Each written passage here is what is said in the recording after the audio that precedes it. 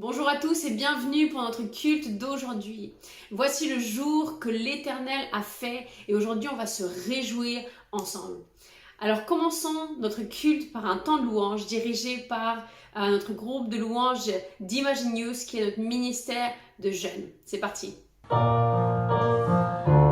Église Imagine, bonjour, j'espère que vous allez bien, bienvenue à chacun et chacune d'entre vous sur cette plateforme YouTube. On va vraiment passer un super moment, on a vraiment un bon culte en perspective et vraiment je vous invite déjà là où vous êtes à commencer à ouvrir vos cœurs et à laisser entrer la présence du Seigneur. Amen. Seigneur, on veut vraiment ouvrir vos cœurs dans les lieux où nous sommes, Seigneur, que ce soit dans nos foyers ou ici, Seigneur.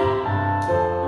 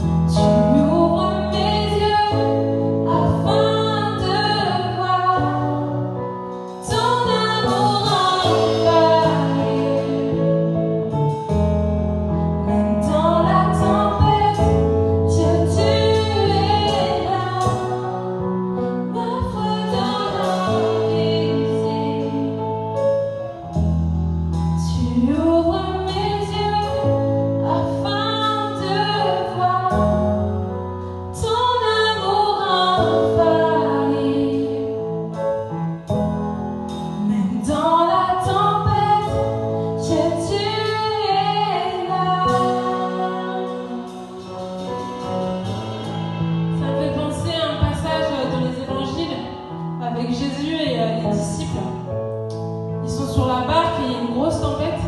Donc il y a les disciples qui sont affolés et Jésus reste calme dans la barque. Et combien de fois dans nos vies on peut avoir l'impression juste qu'on est juste en plein milieu de la tempête, on a comme cette impression que Dieu ne fait rien. Mais la finalité dans cette histoire, c'est que c'est Jésus qui a eu le dernier mot en fait. Et j'ai envie de vous encourager aussi, c'est pareil pour vous, c'est que peut y avoir des tempêtes, ça peut être difficile, je ne sais pas par quoi vous passez, mais dites-vous juste que le dernier mot, il appartient à Jésus. Amen. Alors ne craignez pas. C'est souvent au travers des tempêtes que notre foi est affermie. Les tempêtes ne sont pas juste là pour nous éprouver, il y a toujours un objectif dans tout ce qu'on vit. Et quand on place notre confiance en Jésus, rien ne va en notre défaveur. Amen. Alors je veux juste vous encourager à continuer à louer Dieu, même si vous êtes en plein milieu de la tempête, parce que le dernier mot, il est à Jésus. Amen. Continuons à louer notre Dieu ce matin.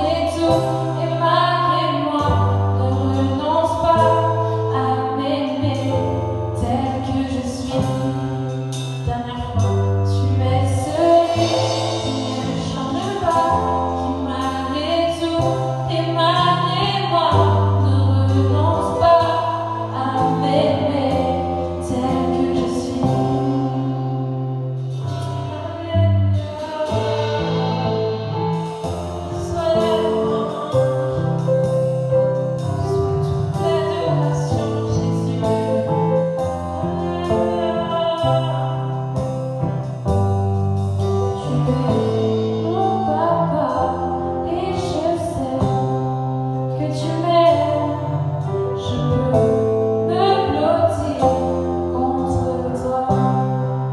C'est que j'en ai besoin et la vie est si douce, est si belle près de toi. Merci à l'équipe d'Imaginius pour ce merveilleux temps de louange. Maintenant, on va passer à un temps de Sainte Seine et je vous invite à préparer vos éléments.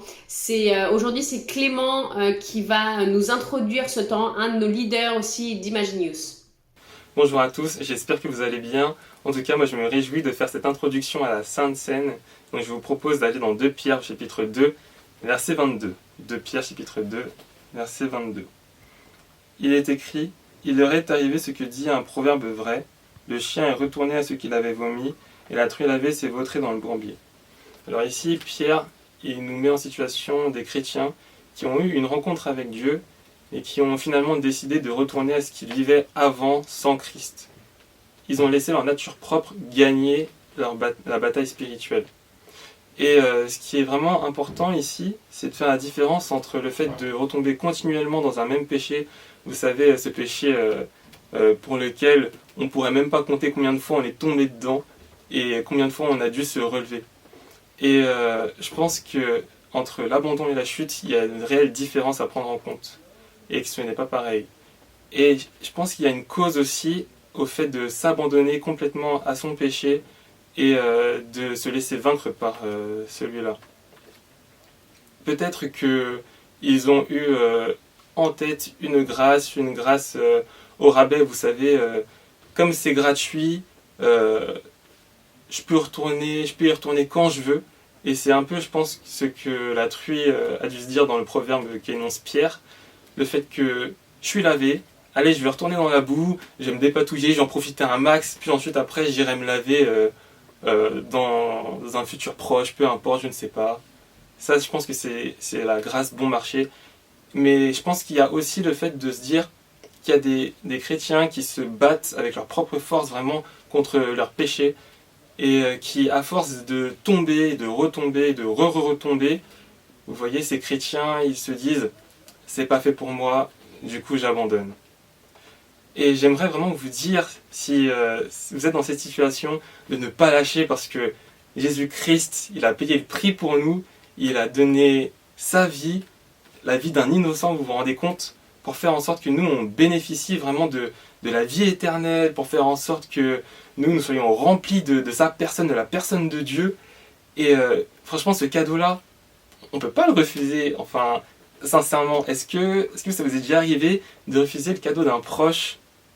À combien plus forte raison ne devrions-nous pas accepter le cadeau de Dieu? Vraiment.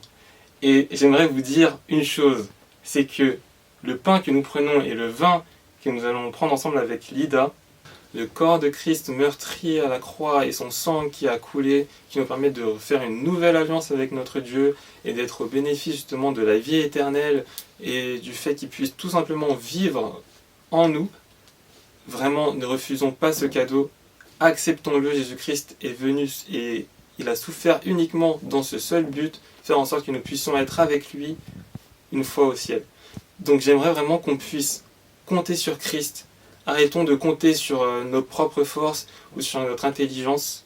Et pour ceux qui se sentent un peu moins concernés, j'aimerais vous dire que celui qui se croit debout prenne garde de tomber. Allons maintenant dans 2 Pierre au chapitre 3, versets 17 à 18. 2 Pierre chapitre 3, versets 17 à 18. Il est écrit: « Vous donc, bien-aimés qui êtes avertis, mettez-vous sur vos gardes, de peur qu'entraînés par l'égarement des impies, vous ne veniez à déchoir de votre fermeté, mais croissez dans la grâce et dans la connaissance de notre Seigneur et Sauveur Jésus-Christ. » Bien-aimés, comme le dit Pierre, Jésus-Christ, il a déjà remporté la victoire sur le combat que nous menions actuellement. Il nous suffit juste d'apprendre à le connaître, faire en sorte de ne jamais cesser d'en apprendre plus sur lui, faire en sorte que, même si dans notre marche, nous tombons parce que nous avons un peu trop regardé en arrière, c'est vrai que c'est pas facile de marcher avec la tête qui regarde en arrière, et que nous tombons, Jésus-Christ a payé le prix. Alors saisissons-nous vraiment de ce cadeau, relevons-nous et ayons les regards fixés vers lui. Alors je vais prier. dans ce sens. Merci Seigneur vraiment pour ce cadeau que tu nous donnes, pour cette grâce imméritée. Seigneur, pour le fait que même quand on tombe, Seigneur, tu es là pour nous relever. Et je te remercie tout simplement pour tout ce que tu as pu accomplir, Seigneur, pour tout simplement nous sauver. Alors, merci encore pour tout, pour ce pain et ce vin, Seigneur, qui nous permettent de nous rappeler ton sacrifice et à quel point nous devons nous accrocher, Seigneur, à toi et grandir tout simplement dans la connaissance de notre Sauveur, Seigneur, dans cette relation, Seigneur. Et merci encore une fois pour tout, parce que nous savons, Seigneur, que en nous rapprochant de toi, nous allons nous éloigner systématiquement de notre péché et que nous ne retomberons plus jamais dans les mêmes pièges. Merci encore pour tout, Seigneur. Amen. Amen. Alors je vous invite à prendre vos éléments, à prendre le vin, à prendre le pain et juste à partager ensemble en nous rappelant que de tout ce que Jésus a fait sur cette croix pour nous, cet acte d'amour.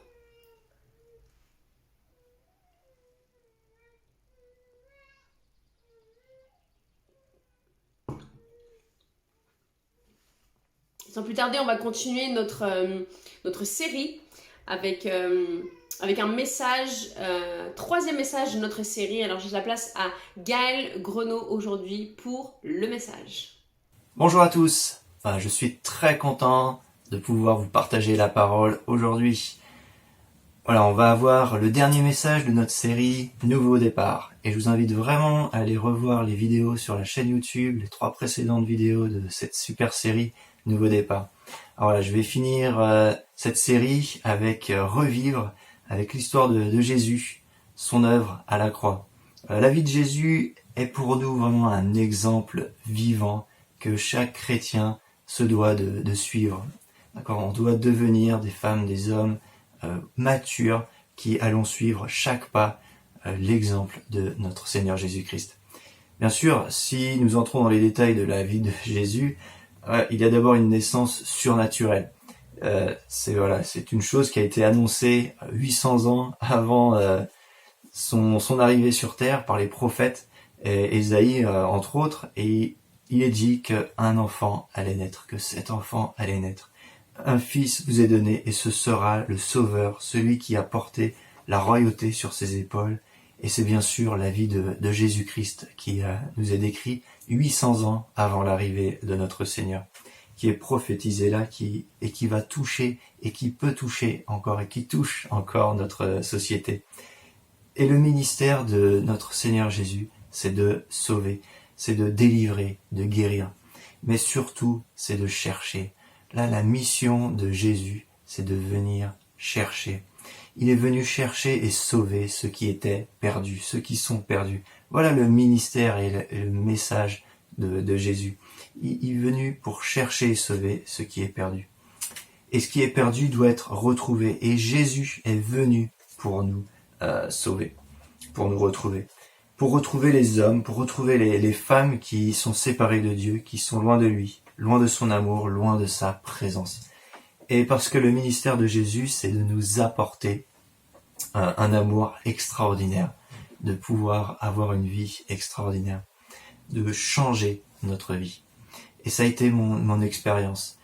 Moi, je pensais chercher le bonheur quelque part, mais c'est Jésus qui est venu à ma rencontre. C'est lui qui est venu me trouver.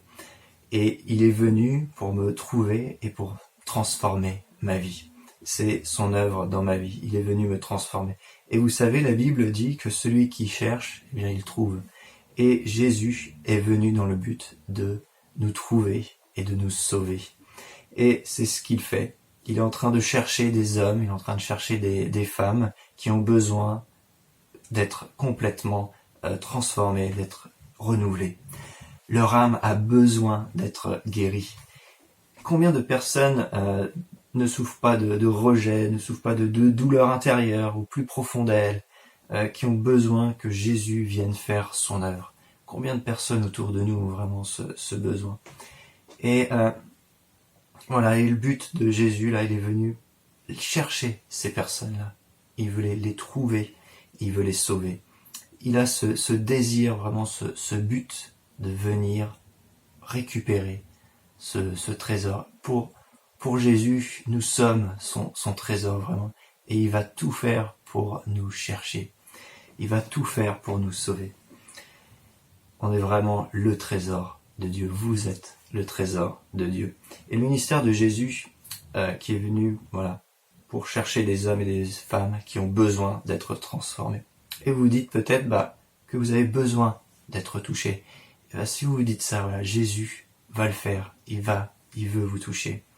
Et Jésus va vous rejoindre là où vous êtes. Il va pas essayer de trouver une excuse ou quoi, mais il va aller là où tu es en ce moment. Il va venir te chercher pour te sauver, pour réparer ce qui est à réparer. Sauver quelqu'un qui souffre. Sauver, c'est-à-dire garder sain et sauf du danger ou de la destruction. Sauver quelqu'un d'un préjudice ou d'un péril. Trouver quelqu'un qui souffre de maladie. Le guérir, lui redonner la santé. Voilà la définition de sauver. Préserver de la destruction. D'accord ? Sauver, c'est-à-dire qu'on allait être détruit, mais on a été écarté avant que la destruction arrive. Voilà, c'est pas simplement je viens te sauver, c'est plus que ça. Jésus vient te sauver, mais il vient te transformer, il vient réparer ce qui est à réparer, te restaurer, te guérir, pour te transformer, pour faire de toi une nouvelle création. Et là on arrive à un verset merveilleux, 2 Corinthiens 5,17. Si quelqu'un est en Christ, il est une nouvelle créature. Les choses anciennes sont passées, voici, toutes choses sont devenues nouvelles. Alors, voilà, une nouvelle créature, c'est quelque chose donc qui est tout neuf, mais attention, on est fait en 3 dimensions. Ce qui va être renouvelé là, c'est l'esprit. On est fait aussi d'âme et on a un corps. Donc on est un esprit qui possède une âme, qui vit dans un corps.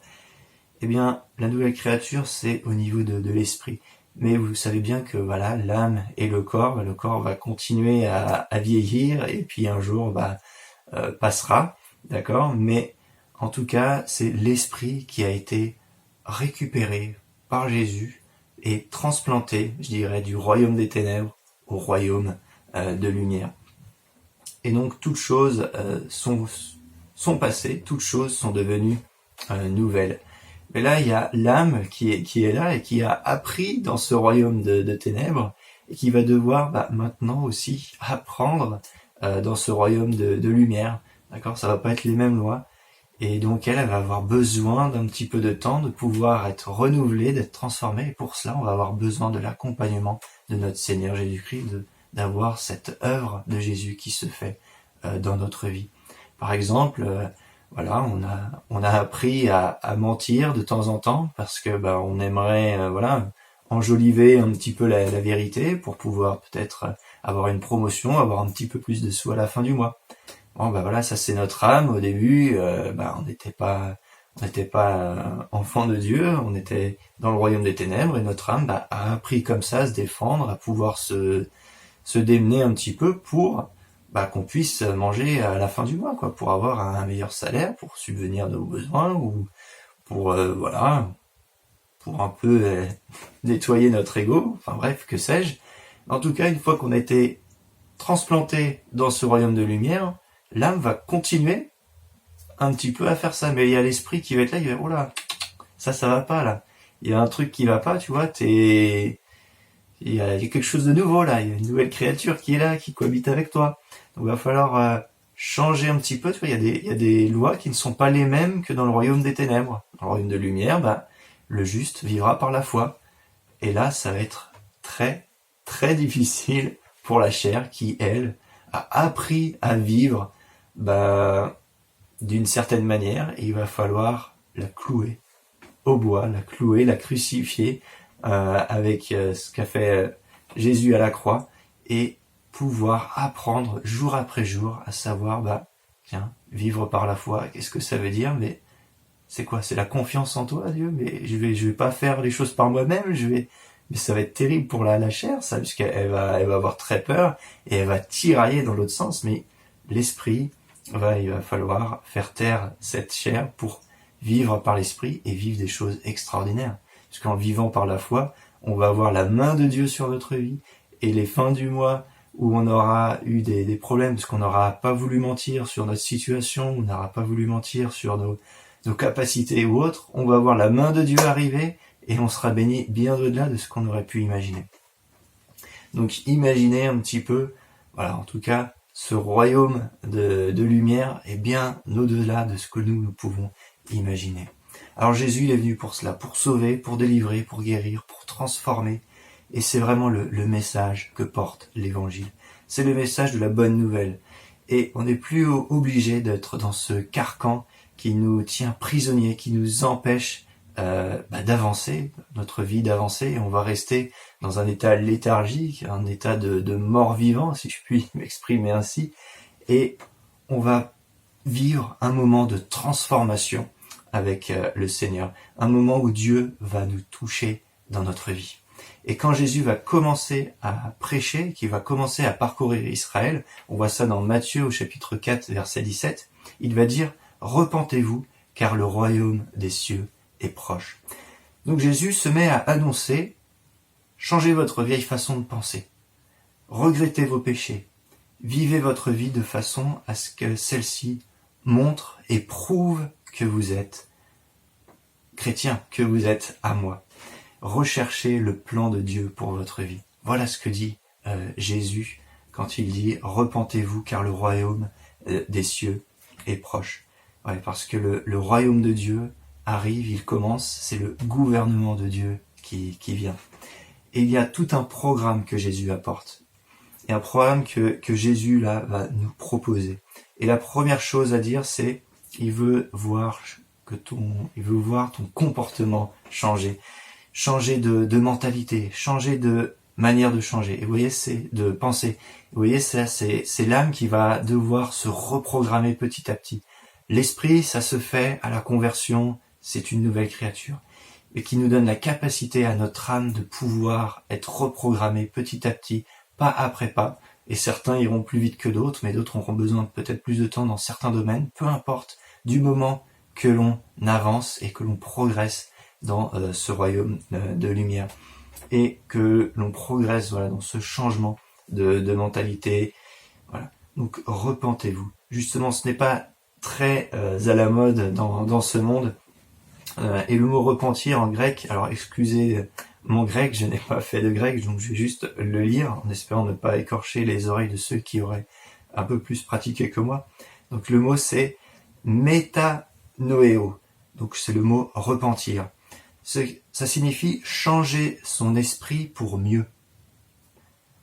S'amender de bon cœur avec une aversion extrême pour ses péchés passés. Donc, ça veut dire faire carrément demi-tour. On pratiquait le péché, ce qui était mal aux yeux de Dieu. On le faisait parce que ça nous dérangeait pas plus que ça. Mais là, on va voir avec de nouveaux yeux ce qu'est vraiment le péché. Et on va vouloir s'en détourner complètement, on va vouloir faire demi-tour. Et on va vouloir changer de direction pour se tourner vers Dieu. D'accord ? Donc, si Dieu est par là. Donc, c'est comme au ski. On arrive face à un précipice, on est face au vide, on a fait un peu de piste, on se sentait à l'aise, on a fait un peu de hors-piste, mais on arrive face à une falaise. Bon, on s'arrête, ouf, on n'est pas tombé. Sauf que là, il n'y a plus de place pour faire notre virage en chasse-neige.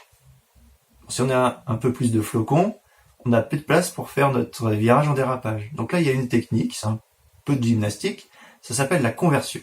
Alors la conversion, on va être face au précipice, et on va faire un peu de gymnastique, on va croiser les jambes, et sur place, sans bouger, à l'arrêt, on va faire demi-tour. On va tourner à 180 degrés. Et ainsi, on va pouvoir continuer notre route. Donc on va éviter le précipice, d'accord ? On va éviter une mort certaine, parce que les skis sur des pierres, des cailloux, ça ne marche pas très bien, la tête non plus d'ailleurs. Donc on va faire cette conversion, et on va pouvoir repartir vers une piste un peu plus sécurisée, on va dire. Et donc c'est exactement la même chose avec la loi, avec le péché, avec Dieu.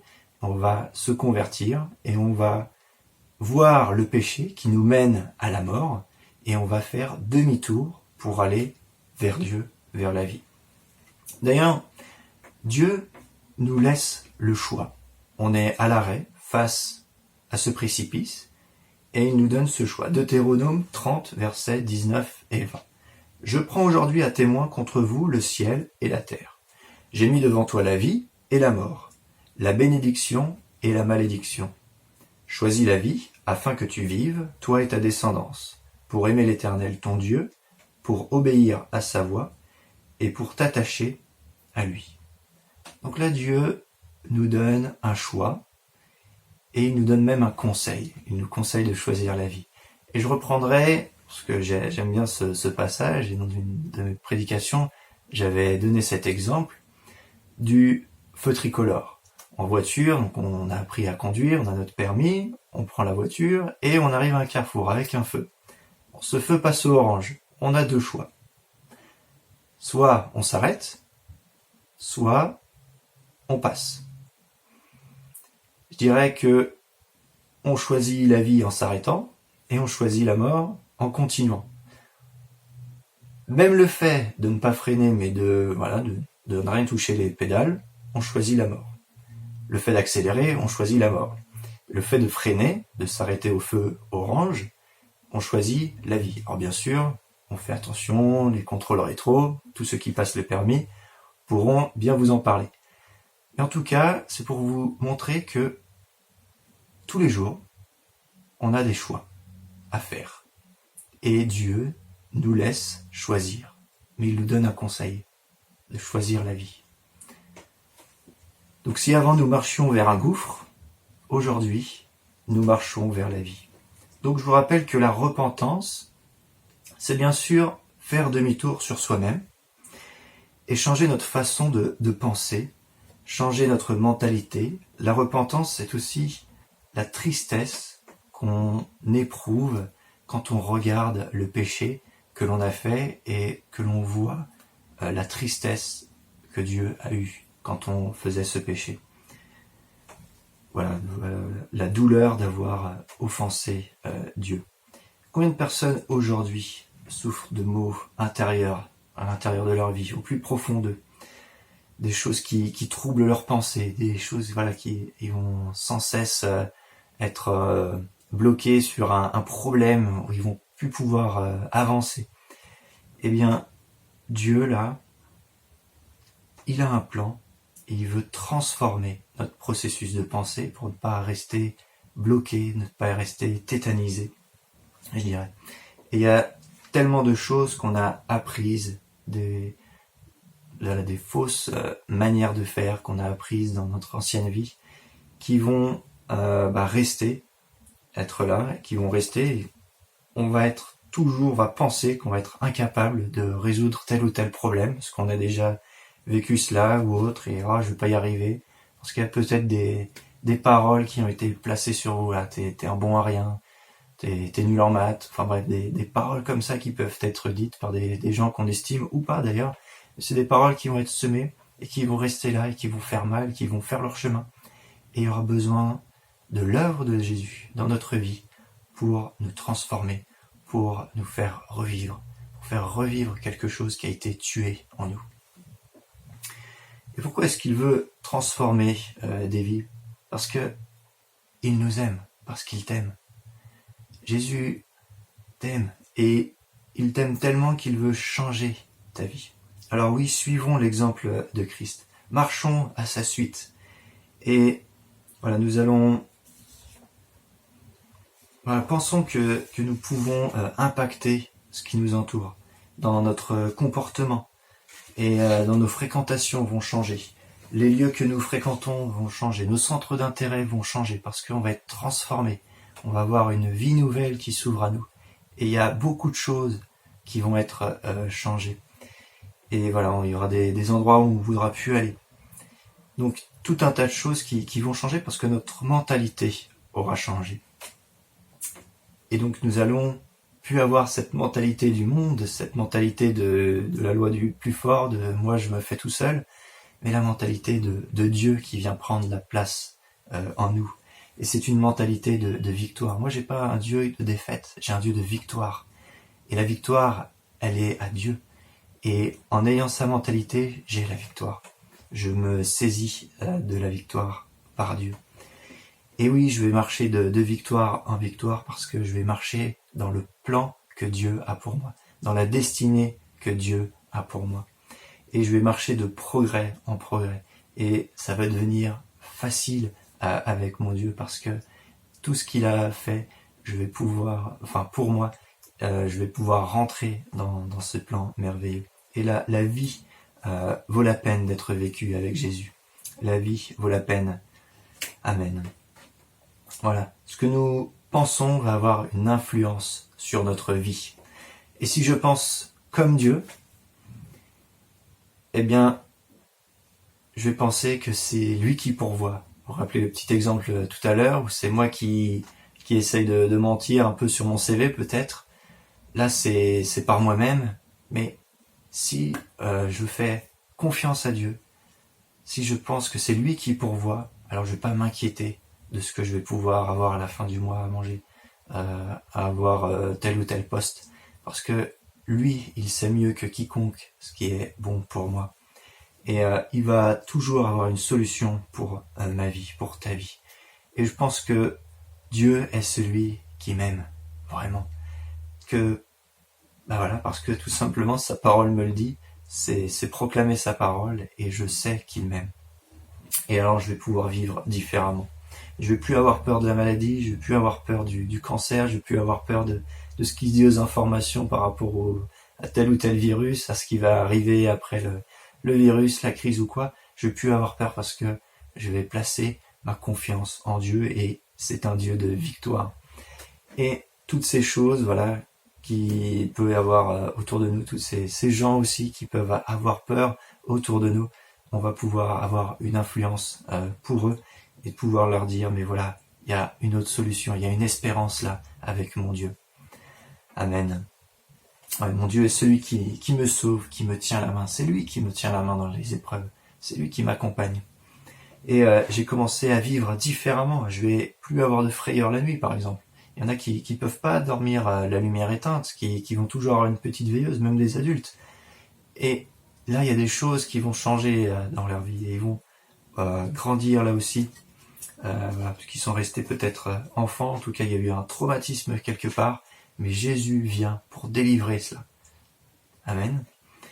Il vient changer ma mentalité, ma manière de penser. Lorsque Jésus est venu, point suivant, il est venu avec un objectif bien précis. Il va nous le transmettre au travers de la parole de Dieu. Et le prophète Ésaïe, 8 siècles avant, donc avant la venue de Jésus, va définir l'objectif que Jésus va avoir.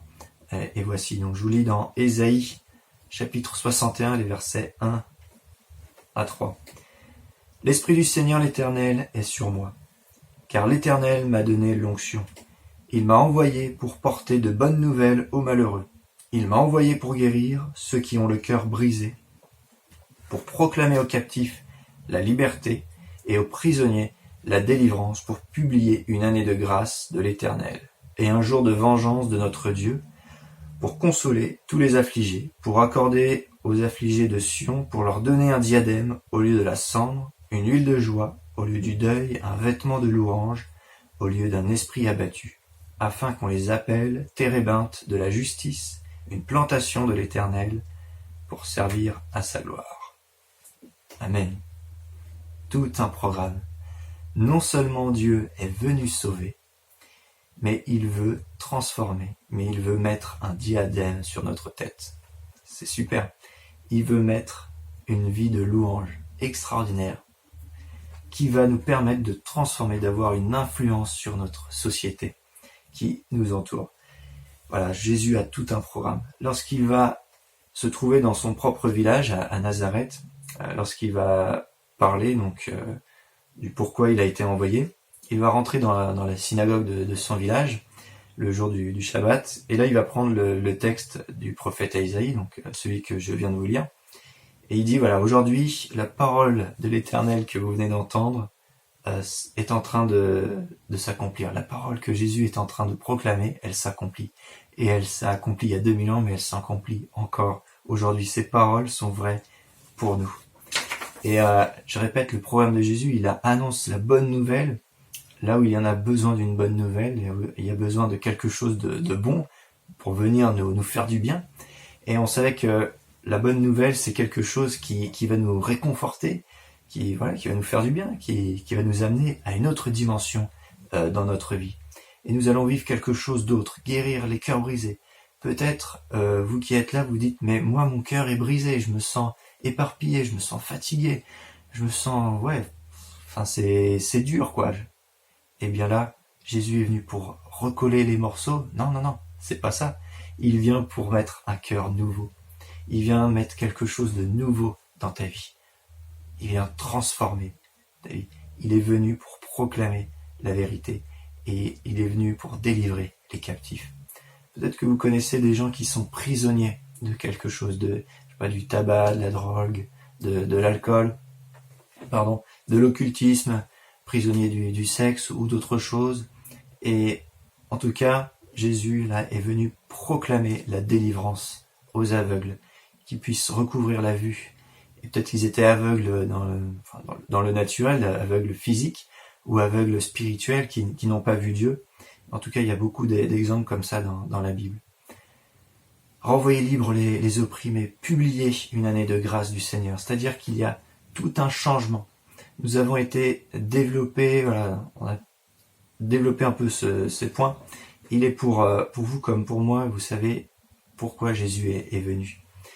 Et ce programme est écrit dans la Bible, que Dieu a tant aimé le monde qu'il a donné son Fils unique, Jésus-Christ, afin que quiconque croit en lui ne périsse point, mais ait la vie éternelle. En fait, Dieu n'a pas envoyé son Fils dans le monde pour juger le monde, mais pour le sauver. Et pour nous sauver, pour sauver l'humanité. Et nous sommes vraiment ces hommes et ces femmes qui ont besoin du salut de Jésus-Christ, qui ont besoin d'être sauvés. Et on suit son exemple, un exemple d'amour, un exemple qui va se donner pour sauver, lui-même pour nous sauver. Et Pierre va résumer sa vie dans Actes, chapitre 10, verset 38, en disant « Vous savez comment Dieu a déversé une onction de Saint-Esprit et de puissance sur Jésus de Nazareth, qui allait de lieu en lieu en faisant le bien et en guérissant tous ceux qui étaient sous la domination du diable, parce que Dieu était avec lui. » C'est là le résumé de la vie de Jésus que Pierre va faire à un centenier romain, donc un militaire gradé romain, qui s'appelle Corneille. Et là, le Saint-Esprit va tomber sur ceux qui étaient assemblés là, va tomber sur eux, ils vont être baptisés d'eau par immersion, et à cause du fait qu'ils ont cru en Jésus-Christ. Alors nous avons ici Dieu en action sur la terre pour sauver, pour délivrer, pour guérir et sauver. Et délivrer de quoi en fait? Eh bien de l'empire du diable. Je vous l'ai dit tout à l'heure, on était sous l'empire du diable et on a été transplanté dans le royaume de lumière, donc, royaume des ténèbres, royaume de lumière. Et le royaume des ténèbres, il est sous l'emprise du diable, c'est le diable qui est aux commandes, et le royaume de lumière, c'est Dieu qui est aux commandes. Et dans la Bible, le mot grec qui est utilisé pour définir l'empire du diable, qui est utilisé pour l'empire du diable, c'est un mot qui signifie exercer un contrôle rude, d'accord, sur quelqu'un, user de son pouvoir, opprimer et tyranniser. Voilà ce qu'est le mot empire du diable quand empire du diable est utilisé dans la Bible. Ça veut dire tout cela. Donc le diable tyrannise, le diable tient prisonnier. Et dans la série, le deuxième message sur la sortie d'Égypte, on a vu un peu l'œuvre du diable avec l'image de Pharaon, l'image du diable, qui tient opprimé le peuple d'Israël, qui les tient en esclavage, qui les tient enchaînés. Il veut pas les faire sortir de son pays, il veut pas les libérer dans sa terre promise. Et là, Moïse vient pour les tirer de là, pour les envoyer, les faire partir vers la terre promise. Le diable tyrannise, le diable tient les gens prisonniers. Il contrôle leur vie. Il veut les empêcher d'aller plus loin dans ce qu'ils font. Mais Jésus, il est venu pour nous sauver, pour nous tirer de là. Vraiment, c'est lui, c'est son œuvre qui vient pour nous arracher du royaume des ténèbres vers le royaume des lumières. On ne peut pas faire autrement. Il n'y a pas d'autre chemin. C'est pas possible. Pourquoi ? Parce que celui qui est aux commandes du royaume de lumière, c'est Dieu. Il est 3 fois saint. Et pour accéder à ce royaume, il faut être saint. Et c'est par le sang de Jésus qui a coulé à la croix que l'on peut prétendre accéder à ce royaume de lumière. Sinon, il n'y a pas d'autre moyen. C'est pas par mes propres efforts que je vais pouvoir atteindre le royaume. C'est pas avec mon argent que je vais pouvoir atteindre le royaume de Dieu. C'est pas avec mon propre sang, mes propres efforts. Rien de ce que je vais faire va pouvoir m'amener au royaume de Dieu. Rien du tout. Il n'y a que le sang de Jésus. C'est sa grâce, c'est son sacrifice à la croix. Cette grâce qui nous a été donnée, qui nous permet d'accéder au royaume de Dieu. Le seul moyen, c'est de reconnaître que nous sommes pécheurs, de nous repentir, de faire demi-tour et de suivre Jésus-Christ. Avant, nous suivions le diable. Aujourd'hui, nous suivons Jésus. Nous marchons avec lui, c'est l'œuvre de Jésus-Christ. C'est son œuvre, c'est pas mon œuvre. Moi, je ne peux rien par moi-même, je suis trop faible. Vous voyez la taille de l'univers, j'y arriverai pas. C'est pas possible. C'est Jésus, c'est Dieu lui-même qui envoie son Fils pour nous sauver. Il est venu pour cela. Et Jésus est venu pour nous guérir. On a vu qu'il était là pour faire du bien. La bonne nouvelle, faire du bien, il est venu aussi pour guérir. Et le mot utilisé en grec pour guérir, c'est iaomai, qui veut dire donc soigner, guérir, de maladies corporelles ou dans l'âme, mais aussi raffermir, consolider. Là où on a besoin d'être plus contenu peut-être, plus consolidé, plus fort, libérer des erreurs et des péchés. Voilà le mot aussi, ça veut dire ça aussi. Apporter le salut. Mais on traduit généralement donc dans la parole par être guéri, guérison, se raffermir. Vous voyez la portée aussi de ces termes. Pas simplement de guérison physique. Jésus est venu pour apporter le salut. Ésaïe 35, les versets 4 à 6. Dites à ceux qui ont le cœur troublé, prenez courage, ne craignez point. Voici notre Dieu, la vengeance viendra, la rétribution de Dieu, il viendra de lui-même et vous sauvera. Alors s'ouvriront les yeux des aveugles, s'ouvriront les oreilles des sourds. Alors le boiteux sautera comme un cerf, et la langue du muet éclatera de joie.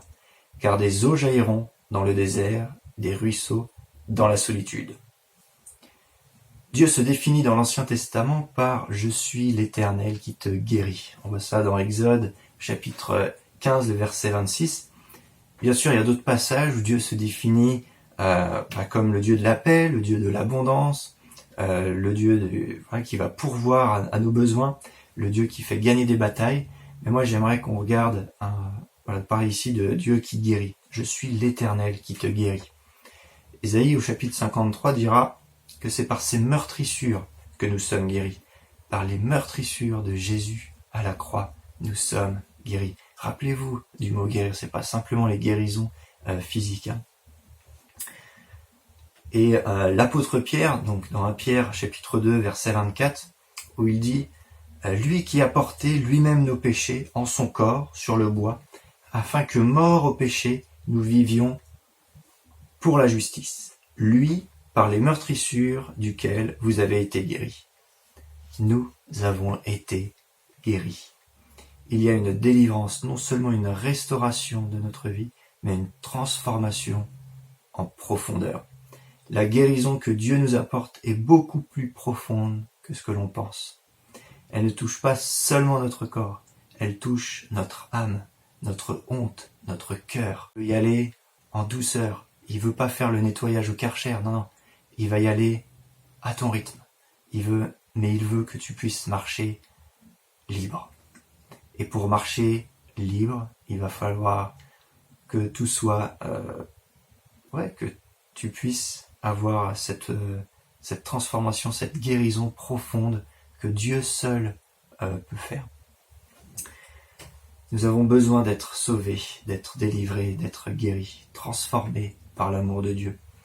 Notre Dieu, vraiment, il nous aime vraiment et il veut nous sauver. Il y a ce texte de 1 Corinthiens, chapitre 2, verset 2. Paul, quand il parle, il dit « Car je n'ai pas eu la pensée de savoir parmi vous autre chose que Jésus-Christ et Jésus-Christ crucifié. » Vous voyez un peu la tournure. Oui, notre Seigneur Jésus a accepté d'aller à la croix. On l'a pas obligé. C'est lui qui s'est offert en sacrifice. C'est lui qui a décidé de mourir à la croix. Et pour nous, par son sang, par ses meurtrissures, eh bien, il apporte cette délivrance extraordinaire dont tu as besoin. Cette délivrance extraordinaire dont tu as besoin à cause de ses meurtrissures, à cause de sa mort sur la croix. Il a pris ton péché. Il a pris ta maladie. Il a pris ton désarroi. Il a pris toute puissance qui pouvait te tenir. Il a tout pris. Il a tout accompli à la croix. Il a vaincu à la croix. Et puis on l'a mis au tombeau. Et 3 jours plus tard, il est ressuscité. Il est revenu à la vie. Il était mort et le voilà ressuscité. Et maintenant, il est assis à la droite du Père pour intercéder pour nous. Paul continue, 1 Corinthiens, chapitre 2, verset 4. « Et ma parole et ma prédication ne reposaient pas sur les discours persuasifs de la sagesse, mais sur une démonstration d'esprit et de puissance, afin que votre foi fût fondée non sur la sagesse des hommes, mais sur la puissance de Dieu. » Fondez votre foi sur la puissance de Dieu. Mettez votre confiance dans ce que Dieu fait pour vous, dans ce Dieu extraordinaire, parce il est venu pour vous transformer. Nous voyons tout au long des évangiles l'action de Jésus-Christ, les miracles qu'il a pu faire, qu'il a accomplis. Et il y a 2 chapitres intéressants dans l'évangile de Matthieu, les chapitres 8 et 9, où on nous rapporte 12 miracles. Ça commence par la guérison d'un lépreux. Vous savez, à l'époque de Jésus, personne ne pouvait approcher les lépreux. Mais Jésus, là encore, vient à sa rencontre. Et il vient le toucher. Et sa peau va redevenir pure en un instant. C'est ce que Dieu veut faire dans notre vie. La guérison du serviteur du centenier. La guérison de la belle-mère de Pierre, qui avait de la fièvre. Plusieurs malades vont être guéris. Des démoniaques vont être libérés. Il va apaiser la tempête. La guérison de 2 démoniaques, la guérison du paralytique et de la femme qui avait la perte de sang, la guérison d'un aveugle. Jésus fait là 12 miracles puissants qui démontrent l'amour et la compassion de Jésus pour les personnes. Il va s'occuper d'eux. Il va pas dire « Non, j'ai pas le temps, j'ai d'autres choses à faire, je dois aller faire le sermon sur la montagne. » Non. Il va prendre le temps pour eux. Il va leur accorder un temps pour eux, pour s'occuper d'eux. Et il va leur apporter le salut comme guérison. Et c'est encore valable aujourd'hui. Jésus veut te libérer, te délivrer de la tyrannie du diable. Et je peux vous dire que les maladies, c'est une tyrannie du diable. Les maladies ne viennent pas de Dieu, c'est pas de Dieu les maladies. Dieu est saint, Dieu est amour, et c'est pas lui qui donne les maladies, c'est le diable. Oui, le diable, il veut nous tenir prisonniers, il veut nous écraser. Mais Jésus, lui, il est venu pour nous délivrer et pour nous rendre libres, nous libérer. Jésus est vivant et il est venu pour nous délivrer des œuvres du diable, pour nous toucher, et il est le même hier, aujourd'hui et éternellement. Acte 4, verset 12, « Il n'y a de salut en aucun autre nom, car il y a sous le ciel et la terre aucun autre nom qui ait été donné. Elle était donnée pour les hommes par lesquels nous devions être sauvés. Il n'y a pas d'autre nom, sinon le nom de Jésus. » Est-ce que vous êtes prêts à dire « Oui, Seigneur Jésus, je veux te rencontrer. Je veux faire ma vie avec toi. Je veux me repentir. Je veux changer de direction. Je veux me tourner vers toi. » C'est le moment maintenant de vous tourner vers Christ, de crier à lui, « J'ai besoin de toi. j'ai besoin de toi parce que je suis malade ou parce que je suis prisonnier de quelque chose, parce que je suis dans le doute. Peu importe, mettez ce qui vous bloque en ce moment. Jésus veut te toucher aujourd'hui. Il y a eu ses mains percées pour toi. Il te dit, viens contre mon cœur, parce que je veux te bénir, je veux te délivrer. Je vais faire de toi une autre créature. Est-ce que tu es prêt à faire cette prière maintenant et dire, oui Seigneur Jésus, je reconnais que tu es mort sur la croix pour moi. Dites-le simplement avec vos mots. Je priais pour l'exemple, mais prenez avec vos mots. Tu es mort sur la croix pour moi. Tu as versé ton sang et par tes meurtrissures, tu me sauves. Par ta mort sur la croix, qui me sauve, je te reconnais. Comme Seigneur, comme Sauveur, je reconnais que tu es vivant aujourd'hui. Tu es ressuscité, tu es assis à la droite du Père et tu pries pour moi. Je te remercie, Seigneur, de ce que tu es le seul Sauveur du monde, le seul nom qui a été donné pour que je sois sauvé aujourd'hui. Je te reçois comme mon Sauveur et je veux faire de toi mon Seigneur. Amen. Si tu as fait cette prière, n'hésite pas à le dire à la personne qui t'a envoyé ce lien, cette vidéo. Voilà. N'hésite pas à proclamer, à le dire à celui qui t'a donné ce message, à dire ce qui s'est passé dans ta vie. Parce que Jésus l'a fait maintenant. Jésus a touché. Parce que je sais que sa parole est vivante, que sa parole est efficace, plus tranchante qu'une épée à double tranchant, qu'elle transforme les vies. Jésus est venu pour toi, il est venu pour te transformer. Nous avons vu comment Jésus a agi, ce qu'il a fait sur la terre, comment il est mort sur la croix pour nous. Il a donné sa vie, il se donnait lui-même. Il a obéi au Père, c'était le plan de toute éternité de Dieu le Père. Il est venu pour nous sauver, pour nous délivrer, pour nous guérir. Il est venu pour nous transformer. Mais aujourd'hui, il veut que nous soyons transformés, que nous puissions vivre quelque chose de plus grand, de plus fort, de plus extraordinaire. Que Dieu vous bénisse. J'espère que vous avez pu passer un bon culte et que Dieu vous a parlé personnellement. Alors j'ai une bonne nouvelle à partager avec vous, c'est qu'à partir du dimanche 12 juillet, nous allons nous retrouver à nouveau en physique dans notre église, au 5 rue de l'Est à Choisy-le-Roi. Il y a plus d'informations qui vont vous être communiquées très rapidement via notre groupe WhatsApp ou via les réseaux sociaux. Donc restez connectés aux informations qui vont venir et si vous n'êtes pas encore si vous ne faites pas encore partie de nos groupes WhatsApp, n'hésitez pas à nous contacter pour qu'on puisse aussi vous rajouter. Alors à très bientôt pour un nouveau culte sur YouTube et on a trop hâte de vous retrouver et de pouvoir célébrer Dieu ensemble dans notre église. À bientôt.